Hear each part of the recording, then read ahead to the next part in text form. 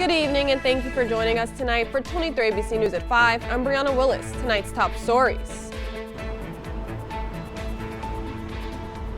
Fire season is currently upon us, and we're right here in Keene on Highway 223 where already fire crews are working to keep you safe. More on prescribed burns coming up. And a change is coming soon. More older Americans in need will have expanded access to health care. An update on the changes coming to Medi-Cal. Brandon. Definitely looks nice out there, but we hit 90 today and we have more warm weather in the forecast. 23 ABC News at 5 starts now. From Kern County's streaming news leader, this is 23 ABC News at 5, and it starts now. Good Wednesday evening. The drought conditions in California aren't going away. Some years there may be less of an impact, but according to the Drought Monitor, this year we're in D3 or an extreme drought. The Kern County Fire Department says it's been driving up more mature and large vegetation, and that isn't going away either, just like those brush and trees, and even in addition to grass. All of this coming because it adds fuel to the fire, and a prescribed burn is what they need to know. All of this very important for the drought conditions. Of course, we're going to have more on that in just a moment from 23 ABC's Kristen Vartan, but overall, the wildfire season is still happening. Now, 23 ABC's Kristen Vartan joins us live from Highway 223 at Highway 58 to show us what a prescribed burn is and explain how it keeps the public safe. Kristen, what can you tell us? Okay, I need your third person. Brianna, here on Highway 223 at Highway 58, already crews are working hard to make sure that all our communities are safe out here. We're right here in Keene, and already you can see behind me that they're planning to fight fire with fire. Crews are lining up, getting ready to actually make flames happen in front of us. The whole point of this is to create a prescribed burn. It will get rid of the vegetation that has dried up, like trees and grass, and that'll help make sure that there's no fuel for that fire, those wildfires that come out later in the season when things start to heat up. So to explain all of this, I have with us today Andrew Freeborn from the Kern County Fire Department. Thank you so much for joining us today. Very happy to be here. Thank you. Of course, it's great to have an expert like you to explain this to us. It is the hottest day of the year so far, and you were telling me it's very intentional to have a prescribed burn on a hot day like this. Why was that? Well, the science has to be right. You have to have favorable conditions, and that means that the grass has to be dry and the weather has to be warm so that when we do make this, when we do start the fire, it's actually going to get a good consumption. It's going to burn most of the grass. Of course, and of course we have these high visibility fires like this. You were telling me you only have about 1 to 2 a year, but there are crews working so hard year round in the winter time to create these prescribed burns and make sure there's not a lot of dry brush. So what is the importance of this? The importance of this is we are preparing for wildfires. We continually ask that the residents throughout our communities prepare for wildfires by cleaning up around their properties. This is how we prepare for wildfires and make sure our communities are safe. We use various methods, and this is just one of those, and that's a prescribed burn. We've had good success in the years past doing this along 223, and so we're going to do it again this year. Definitely, and you mentioned defensible space that people can actually do in their own homes to make sure that the surrounding area of their property is safe. Can you explain that a little bit more to me? Yeah, absolutely. So creating that defensible space is actually a requirement, and that deadline to create that space is June 1st.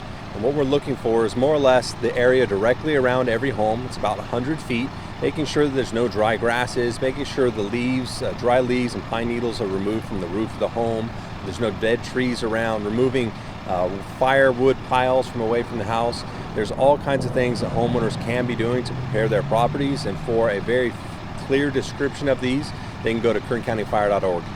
Wonderful. So the crews and the people that live in the homes working together to keep things safe. Thank you so much, Andrew, for your time. And of course, that's not the only thing that, as Andrew mentioned, that is helping with fighting these fires ahead of schedule. They have a bunch of new equipment as well, new fire engines. We'll get more into that in our 6 p.m. news hour, so definitely stick with us. Live in Keene, Kristen Vartan, 23 ABC News, connecting you. And as many of you know, our state is already a hot box, ready to explode for wildfire season. This is all mainly due to our ongoing drought, and we took an in-depth look at the U.S. Drought Monitor and have a breakdown of where we currently stand compared to earlier in the year.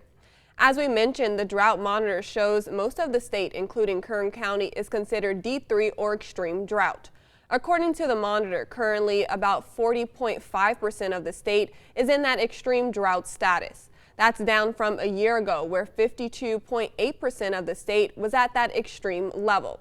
But the drought is still a cause for concern, with the dry conditions providing a large amount of fuel for fires, which is why the prescribed burn is happening today to help eliminate some of the dry brush and prevent future fires.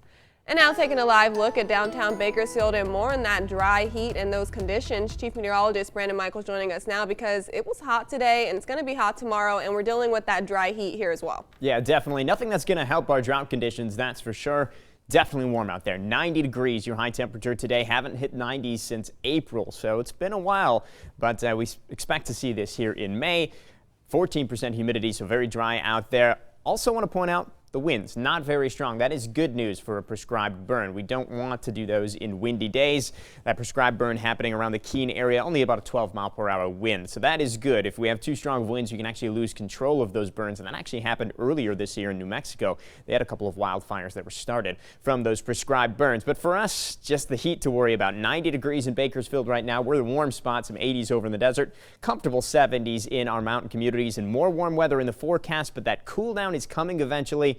We're going to talk about the potential for highs in the 60s next week in your full forecast. Thanks, Brandon. Well, Medi-Cal, which is California's health coverage program for low-income individuals and families, extended their eligibility for full coverage for individuals 50 years old or older, regardless of their immigration status. 23 ABC's Brianna Polk joins us now in the Live Center to share more about the benefit of this extension and how people can apply for their health care coverage here in our area. Brianna. That's right, Brianna. Well, Governor Newsom says that this extension is an investment to our community, economy, and our future to provide quality health coverage in the U.S., but to also put an end to disparities that many experience, such as poverty and educational inequality. Looking at providing comprehensive, affordable health care services to these individuals who are residents of our state and who do contribute to our economy on a regular basis. Renee Malo, Deputy Director for Healthcare Benefits and Eligibility, adds that this expansion will help improve financial security for those who enroll and also give people who were previously enrolled with Medi-Cal a full scope of benefits. Previously, those who are not U.S. citizens were only eligible for emergency and pregnancy services. So that can include hospitalizations, preventative services, just routine care that an individual may have a need for. It can include dental services, the receipt of pharmacy services. So there's a full scope of Medicaid benefits that would be available to them. And although the extension was proposed in the government's budget for people over the age of 50, Malo says that the state's efforts to ensure quality health care for all doesn't stop there. There is also in the governor's budget a future expansion that is envisioned for individuals 26 to 49. Again, with the goal of looking at coverage for all individuals here in our state. These are just incremental steps that have taken us to get there. It is estimated that about 185,000 people will benefit from this health coverage extension. And Malo says there's been a lot of outreach and educational work done on their end to inform as many people as possible. We did send out letters to individuals that are currently enrolled in our program about this change in their coverage that would be forthcoming. We also work with key stakeholders. And if you're looking to get enrolled with Medi-Cal, information about the application process to obtain the full scope coverage can be found on our website, turnto23.com. Live in studio, I'm Brianna Polk, 23 ABC News, connecting you. Thanks, Brianna. Now to the major economy news today. The Federal Reserve announcing it's increasing interest rates by a half point, the biggest hike in 22 years. It's part of a plan to slow down inflation, which is causing an increase in prices and hitting Americans in their pocket. The policies outline the central bank's strategy to cool down the economy as rapid inflation continues. That means your borrowing costs are likely about to get higher. Mortgage rates, credit card interest, auto and student loans could all increase. In the meantime, the Biden administration is set to reduce the nation's deficit as a way to help fight inflation. This week, my administration released new information that contains that we're on track to cut the federal deficit by another $1.5 trillion by the end of this fiscal year, the biggest decline in a single year ever in American history. Bringing down the deficit could help ease pressures brought on by inflation. The Biden administration is under pressure to reduce inflation as midterm elections approach and Republicans seek to capitalize on voters' concerns about the economy. While the labor market remains strong, the Fed's increase could slow down hiring and wage growth. Americans are earning more, but they're also paying more for basics like gas, food, and electricity costs have all increased since last year. Was that Will Smith? Coming up, comedian Dave Chappelle attacked on stage. The callbacks to Will Smith's violent encounter with Chris Rock during the Oscars, all too real. The latest on the investigation. Brandon. And we had a big warm up here today. Tomorrow's weather looking even warmer. Your forecast coming up. Welcome back. Now to that attack on comedian Dave Chappelle. A man rushing the stage and tackling the comedian in the middle of his set at the Hollywood Bowl. ABC's Morgan Norwood has the latest. Chaos at a comedy show. This is the moment a man rushed on stage and tackled superstar comedian Dave Chappelle in the middle of his performance. Highland Avenue at the Hollywood Bowl. Suspect was armed with a gun and a knife. Standby for additional. The suspect, identified as Isaiah Lee, 23 years old, and seen here being wheeled away by EMS to the hospital. According to LAPD, Lee was carrying a knife which looked like a gun. He jumped on stage and attacked Chappelle, who was in the middle of a set. Police say Lee then ran behind a screen on stage. Dave Chappelle reportedly telling the audience, quote, he was being stomped. North Hollyland Avenue. SD is also responding. The suspect was being held down near Orchestra Hall. Advises to enter off of Gate X. ABC News has learned Chris Rock, who performed at the venue earlier in the night, came back on stage after the attack and joked, was that Will Smith? Referencing the infamous slap during the Oscars weeks ago. Chappelle continuing the show without injury. A representative for Dave Chappelle releasing a statement saying the performances by Chappelle at the Hollywood Bowl were epic and record-breaking, and he refuses to allow last night's incident to overshadow the magic of this historic moment. And Isaiah Lee is being held on suspicion of assault with a deadly weapon. His bail is set at $30,000. I'm Morgan Norwood, ABC News, Los Angeles. And now taking a live look at downtown Bakersfield, where honestly, it's hot. It's just really, really hot out there. Chief Meteorologist Brandon Michaels joining us now because unfortunately it's not going to change for tomorrow. We got that dry heat. We're dealing with that right now. Yeah, and not just us. Almost everybody's stuck with this heat here in California. Unless you're right along the coast, you're looking at temperatures that are warm. All through the Central Valley, upper 80s to 90s. We hit 91 actually in Bakersfield, so definitely a warm day. About 10 degrees warmer than average for this time of year. But again, we're into May, and these things become a little bit more common, so it should be no surprise that we have to deal with it again tomorrow. 93 degrees your high temperature for tomorrow in Bakersfield. So we're warming up another couple of degrees. We'll warm up a little more in the desert too. That's the hot spot tomorrow.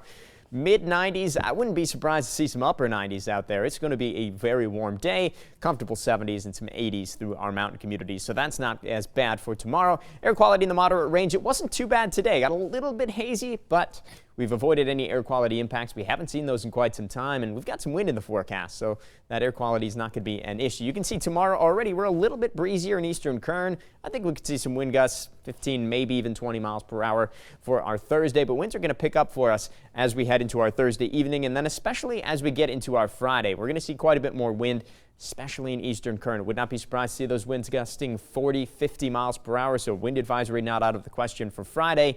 And that's as we see some change in our weather pattern. Again, for now, we've been talking about this all week. That big ridge, that is built in pretty much right over the top of us. We do have that cool air mass that we enjoyed earlier in the week, and that's now causing some severe weather over the Great Plains. But this ridge is going to start to flatten out. And as that happens, we're going to see a little bit more of a westerly wind coming in off the ocean. And that's going to start to drop our temperatures, and increase the winds through the forecast. So let's take a look at what we're expecting here. Tomorrow, the day to focus on, 93 degrees.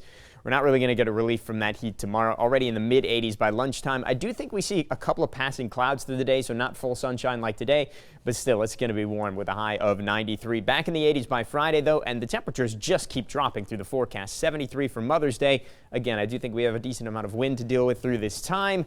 all the way down into the 60s, though, Monday and Tuesday, and I've brought back a small rain chance Monday and Tuesday as well. So a dramatic change. We go from the 90s to the 60s in just a couple of days here. 7-day forecast for our mountain communities. Same story there. We're warm for our Thursday. Temperatures already starting to fall as we head into Friday as those winds are picking up. And look at those high temperatures early next week in the mountains. Lower 50s and the overnight lows pretty close to freezing. So we go from very warm here to very cool in just a few days.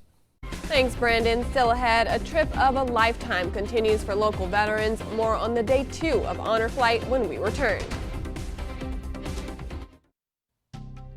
Welcome back. Yesterday marked the largest day of local fundraising for the annual Give Big Current event, and the money keeps pouring in. The latest update is over $879,000, benefiting over 120 organizations.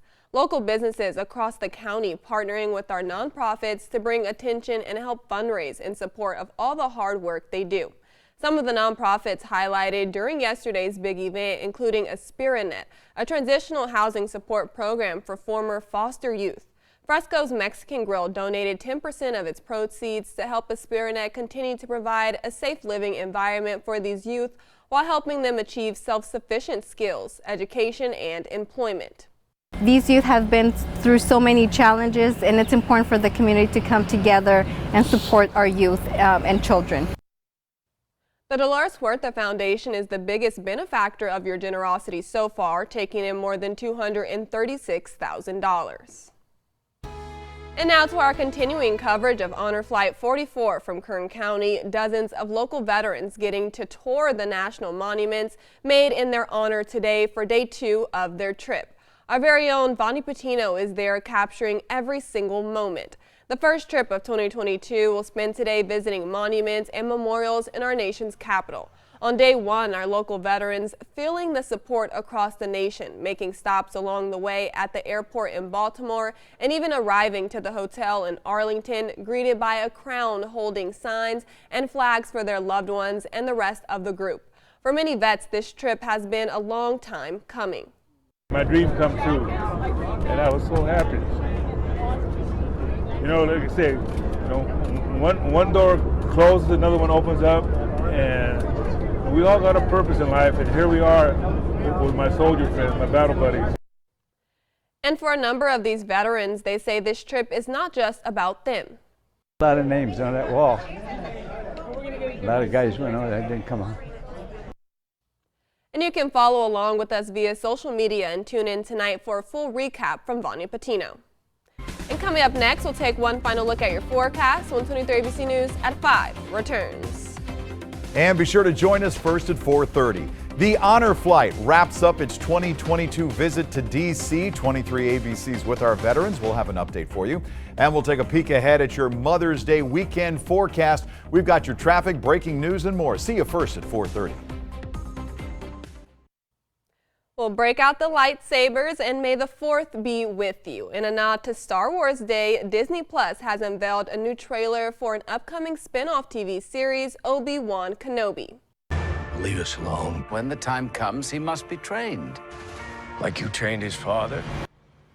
Ewan McGregor reprises his big screen role as the iconic Jedi Master for the new series set 10 years after the events of Star Wars Revenge of the Sith, in which his apprentice, Anakin Skywalker, I've never seen Star Wars, I have to say it now, turned to the dark side to become Darth Vader. We're also getting a look at Hayden Christensen as he reprises his role as the Dark Lord. The first 2 episodes of ObiWan Kenobi premiere on the streaming service on Friday, May 27th, continuing weekly until the finale airs on June 22nd. And speaking of Star Wars Day, like I said, I haven't seen it, so please don't come for me. Today is all about fans celebrating the galaxy far, far away. So how was May 4th claimed by Star Wars fans? It originated in Toronto in 2011 with a trivia game and costume contest. And of course is a play on the iconic Jedi blessing, "May the Force be with you." You can celebrate the day by showing off your lightsaber or maybe your best Wookiee impression on social media with the hashtag National Star Wars Day.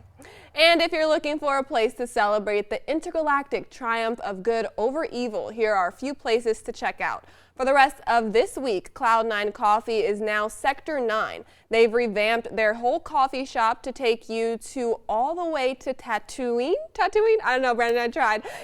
Okay, thank you. You can try their Yoda Soda or Java the Hutt coffee. They're located off California Ave and their doors open at 7 a.m., but they're not the only ones celebrating. Sugar Twist Bakery, Better Bowls, and Blue Oak Coffee are all offering special deals that are perfect for today. Brandon, May the 4th and May the 4th be with you. I tried. I got through it. I hope I did a good job. You did great. There's a lot of tough ones in there. You got through it. For someone who's never seen it. Yeah, I've never seen it. I'm sorry. Maybe I'll watch it tonight. Yeah, there you go. And I'll tell you, it's a beautiful night to watch a movie because it is very warm out there still. We're going to be in the 80s most of the night long, so it's not as nice as the past couple of evenings. By the way, it took me about half an hour to make this background. That's what I spent most of my day working on here today for Star Wars Day. But as far as the rest of your forecast is concerned, 93 for tomorrow, so we're not escaping that heat anytime soon. Your Cinco de Mayo very warm.